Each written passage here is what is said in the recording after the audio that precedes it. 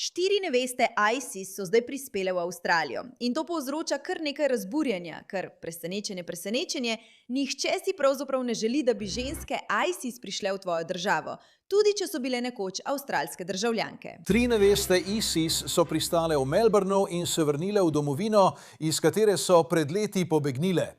Te slike so iz Talamarina, kjer čakajo zvezni policisti. Po informacijah 7 News bosta 2 od žensk nocoj aretirani zaradi obtožb o terorizmu. Njihovo dolgo potovanje je končano. Zdaj se začenja nova pravna drama. V Melbourneu in Sydneyju sta nocoj pristali 2 letali. Na letalih iz Dohe je bilo 9 otrok in 4 Avstralke, povezane z borci ISIS-a. Vsaj 3 so aretirali zvezni policisti. Vlada bi morala storiti vse, kar je v njeni moči, da bi preprečila njihov povratek v državo, pa tega ni storila. Večina skrajnih mož, tako imenovanih nevest ISIS-a, je mrtvih ali pa so v sirskih zaporih, obtoženi terorizma in suženjstva. Ženske in otroci so leta preživeli v sirskem priporniškem centru. Imam toliko misli o tem. Prva je, da nobena normalna država ne bi želela, da bi ženske, poročene s teroristi ISIS-a, prišle k njim. Ampak tukaj je zapleteno vprašanje. In prav tukaj so liberalci in islamisti uspeli zaigrati na vaša čustva. Kaj naredijo?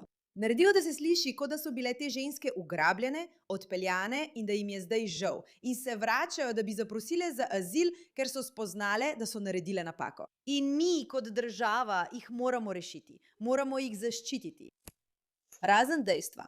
In čeprav, ja, moram reči, da kot ženska to zagotovo čutim. Kot, o moj bog, imajo otroke. Spravimo jih ven. Zaščitimo jih pred ISIS-om. Ženske niso naivne. Ženske niso patetične. Ženske niso neumne. In žal tudi ISIS ni. In kakšna je boljša strategija za ustvarjanje terorizma in krepitev ISIS-a v tuji državi, kot to, da ljudi od tam izvlečemo, ki so ideološko usklajeni, jih izurimo, jih preoblečemo v te uboge ženske, jih je treba rešiti in jih nato vrnemo nazaj z ideologijo. Mislite, da te ženske niso bile radikalizirane? Mislite, da te ženske niso podpirale terorja? Mislite, da so te ženske popolnoma nedolžne samo zato, ker so tukaj s svojimi otroki? Ko pa vemo, da te ljudje uporabljajo otroke kot figure za pridobivanje javnega sočutja in nato za ustvarjanje terorja. Za otroke jim ni mar. Torej, ko gledate ta video, si mislite, seveda jih Qatar Airlines podpira, ker je Qatar dejansko financiral toliko terorja po vsem svetu. Ampak te 4 ženske prihajajo in prosijo za azil. V resnici bi jih morali aretirati, ker so teroristke. Ali pa vsaj zaradi informacij, ki jih imajo o ISIS-u. In če niso pripravljene predati prav vsega, kar imajo, ker bi mimogrede lahko bil tudi del načrta ISIS-a, da ISIS pripeljejo v Avstralijo. Dajo jim veliko informacij, za katere jim ni mar, ki jih ima avstralska vlada, da bi avstralska vlada mislila, to je zmaga. Ne, da bi se avstralska vlada na to osredotočala, ampak to je vse del njihove strategije za vračanje terorja. In presenečenje, Avstralci nad tem niso prav navdušeni. Nekateri otroci bodo morda potrebovali bolj ciljno usmerjeno deradikalizacijo, reintegracijo ali podporo za duševno zdravje. Avstralska vlada trdi, da skupini pri vrnitvi ni pomagala drugače kot s tem, da jim je zagotovila potne liste, kot bi to storila za vsakega avstralskega državljana. Te ženske so zdaj pod preiskavo, že, večji del zadnjih 10 let. To ni prvič, da se s tem soočajo. Zvezna policija je to že počela. Neveste ISIS-a so ena od skrbi za policijo in Janay Safar, Zina Bahmed, Zahla Ahmad, Karusar Abbas. ACO, vendar drugi trdijo, da so bili njihovi otroci v veliki meri pozabljeni. Mislim, da je bilo vse skupaj zelo slabo urejeno. Zaslužijo si našo podporo. Nedolžni so in na koncu dneva so Avstralci. Nedolžni so in na koncu dneva so Avstralci. So res nedolžni? Kako to veš? Kako lahko to rečeš s takšnim prepričanjem? Mimogrede, dobrodošli v oddaji Pushback. Sem Meira K., vaša voditeljica. Ne pozabite podpreti ta video in pritisniti na gumb za naročnino. Zdaj ste del gibanja, ki se opira norim retorikam. In želim izpostaviti ta primer, ker mislim, da je res specifičen. Ne naredimo dovolj za otroke. So nedolžni. To je tisto, kar počnejo mediji. Namesto, da bi vam dejansko predstavili informacije, je zelo mogoče, da so bili ti otroci radikalizirani in da so bile te ženske radikalizirane, ker to ni prvič, da so to storili. In zato, čeprav kot država čutimo obveznost do naših državljanov po vsem svetu in želimo zagotoviti, da so ženske varne in da, če so bile dejansko ugrabljene strani ISIS-a, in če so ti otroci res trpeli, da jim zagotovimo dobro okrevanje, potem je to pomembno. Toda najprej in predvsem moramo preveriti, ali so med njimi dejansko operativci ISIS-a, tudi ženske in otroci. To bi bila poštena predstavitev dogajanja. Toda tisti mladenič v videu pravi, ne, ti ljudje so nedolžni in z njimi ravnajo slabo. In to je dilema, pred katero te postavijo. Namesto, da bi imel bolj niansirano mnenje, kot naprimer, v redu, in ljudje so bili v stiku s terorizmom. Zakaj so sploh šli tja? Morda so še vedno na njihovi strani. Igrajo na to našo miselnost. Te uboge ženske, tako nemočne, moramo jih rešiti. In če tega ne storimo, smo mi in vi grozni ljudje. Izneverjamo naši avstralski dobrosrčnosti in to je patetično. Ker ko nasedete tej laži, v resnici škodujete svojim lastnim otrokom. Spomnite se na Bondi Beach, ISIS. Se spomnite, kaj se zgodi, ko dovolite teroristom v svojo državo? To se zgodi. Veš moja pot. Zakaj si vprašal, kdo sem? Zakaj si se poročila s teroristom ISIS? Utihni ti prasica. Zakaj ste vi otroci? Na steklu? Ne, za božjo voljo. Hočeš, da ti podam iPhone, da gledaš v živo? Ne, imam televizijo. Kaj boš zdaj naredila, Terry Malver? Mimogrede, si opazila ljudi, ki jih branijo? Louise? All Islamists. Zakaj si se poročila z ISIS-ovcem? Zakaj si se poročila s teroristom ISIS? So bili tvoji otroci radikalizirani? To so vprašanja, ki si jih ljudje zaslužijo slišati. In morali bi biti deportirani ali vsaj zadržani. Zadržani,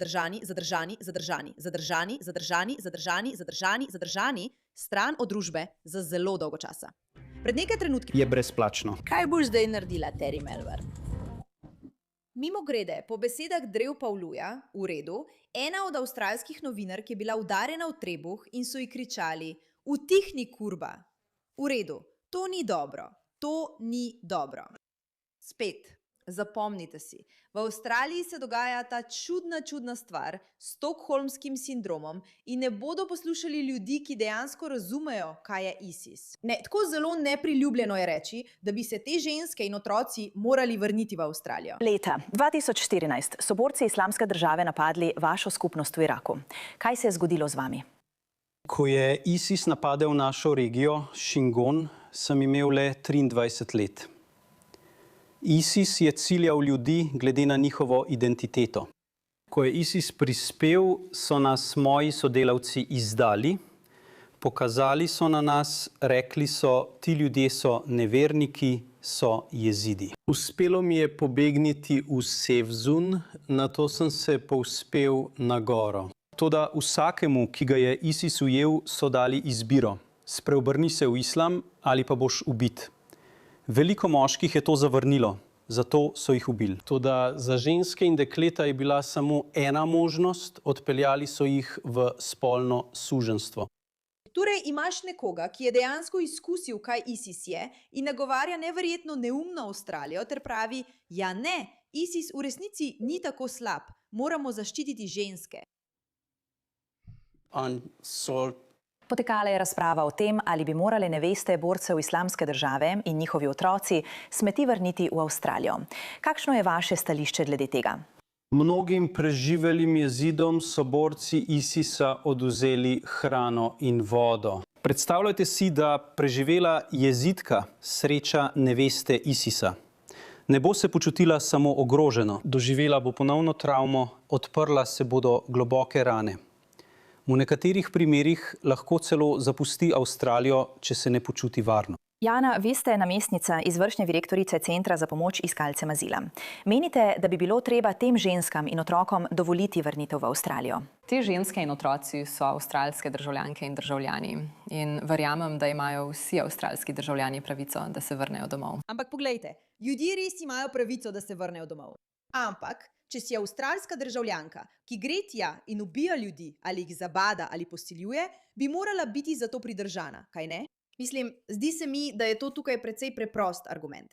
Če si bila več let povezana z ISIS-om, ne moreš kar obrniti plošče in reči, zaslužim si azil. V redu, mogoče se lahko vrneš v svojo državo, ampak morala bi biti v zaporu, prav tako tudi tvoji otroci. Mogoče ne v zapor za starejše ljudi, v pravi zapor, ampak vsaj pridržana in odstranjena iz družbe, dokler ni zelo temeljito ugotovljeno, ali si varna. Problem je, da avstralska vlada očitno ne loči prav od narobe. Torej, komu bi zaupala, da to naredi? Da preveri, ali so ti ljudje res v redu ali ne? Res ne vem. Komu bi zaupala v avstralski vladi? Trenutno ne prav veliko ljudem. Zdaj pa poglejmo tole. To je zdaj, mislim, glavna tema v Avstraliji. Ljudje poskušajo ugotoviti, ali je prav, da pripeljajo domov ženske in otroke, ki so bili morda radikalizirani. Ali obstaja kakšen način, da bi lahko spremenili avstralsko zakonodajo, da jih ne bi sprejeli nazaj? Tanja, ali je to mogoče? No, to ni vprašanje zame, Nan. Kar lahko storimo, je, da jih pridržimo na letališču, če so prekršili zakon. Zakaj to ni vprašanje zate? Za enega izmed njih smo že izdali začasno prepoved vstopa na podlagi nasveta naše varnostne agencije. Počakaj. Barbara, kot vlada spoštujemo avstralsko zakonodajo, spoštujemo zakon in upoštevamo nasvete naših varnostnih agencij. Ali Barnaby namiguje, da ne bi smeli ravnati po nasvetih naših varnostnih agencij? Je to tisto, kar zdaj pravi? Barnaby sprašuje, lahko na to odgovorite? Varnostne agencije pravijo, da tako ravnamo. Ali želite iti proti temu? Jaz na to odgovorim. Tako kot imamo zakon, za katerega očitno Tanja pravi, da jih mora spustiti nazaj, mi pravzaprav, naše delo je, da sprejemamo zakone. Kaj ne? To je tisto, kar počnemo. Gremo tja dol, gremo v tisto sobo in glasujemo in to je to. Spreminjamo zakone. Torej, bi morali glasovati za spremembo teh zakonov, če obstaja težava v tem, da se bodo vrnili. Zdaj smo izdali začasno odredbo o prepovedi vrnitve za eno. Vse so bile tam in pomagale svojim možem ubijati in posiljevati ljudi. Torej, odstranimo jih vse. Dejstvo, da je to trenutno pravzaprav normalen pogovor, je noro. Res je noro. Pridružuje se nam Polin zagotovo predstavlja varnostno tveganje, če dovolimo ljudem, ki so se prostovoljno pridružili islamskemu kalifatu pod ISIS-om, da se vrnejo v to državo. Seveda predstavlja kriz. Res sem jezna, zgrožena. Sploh nimam besed, da bi opisala, kako se počutim glede tega. In mislim, da se ne počutim nič drugače kot milijoni drugih Avstralcev glede tega. Ljudem povem, da me resnično skrbi njihova ideologija, njihova prepričanja, zakaj so sploh šli tja. In dovolili smo jim, da so se vrnili, stane približno $2 milijona na osebo, da jih dejansko varujemo zaradi nacionalne varnosti do konca njihovega življenja, ker vam povem, služb ne bo. In potem so tu še otroci povrh vsega. To je noro. Vlada bo plačevala $2 milijona za vsakega od teh pripadnikov ISIS-a, ki so se prostovoljno pridružili terorističnemu sistemu in so bili zdaj pripeljani nazaj na račun države in denarja avstralskih davkoplačevalcev, da bi v svojo državo prinesli ideologijo terorja ISIS-a. Ne delajte si utvar glede tega. To je načrt. Očitno so ljudje zaradi tega vznemirjeni in frustrirani. Ampak spet, vse skupaj predstavijo pod naslovi o ženskah in otrocih. Ali bi morale ženske in otroci, ki so bili po nesreči odpeljani, kar ni res, saj so se prostovoljno odločili, da se poročijo z nekom iz ISIS-a, biti izvzeti? Ali veste, kako zapleteno je živeti v zahodni državi in najti nekoga v ISIS-u, da bi šli tja in se poročili z njim? Ali veste, kako zapleteno je to? Koliko iznajdljivosti in načrtovanja je potrebno, da se to zgodi? Ti ljudje niso nedolžni. In dejstvo, da je to sploh tema pogovora. Ali bi morali plačevati za to, da teroristke pridajo in prevzamejo našo državo, samo zato, ker so ženske, mi je popolnoma nerazumljivo. Hvala za vašo pozornost glede te zadeve.